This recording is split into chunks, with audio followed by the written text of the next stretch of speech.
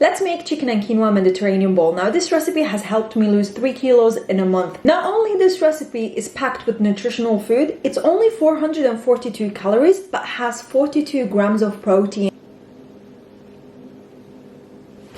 Let's try it.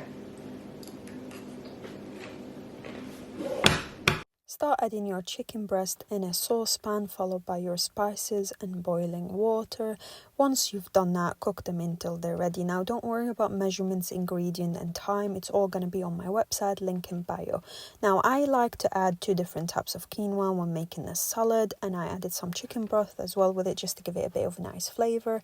And then for the salad, all these ingredients, as I said, is going to be on my screen. Add them all together, followed by your quinoa. Mix everything and then start doing your dressing. Now, this dressing is so zesty and it's just full of Mediterranean ingredients like olive oil, pomegranate molasses, and a lot of lemons as well.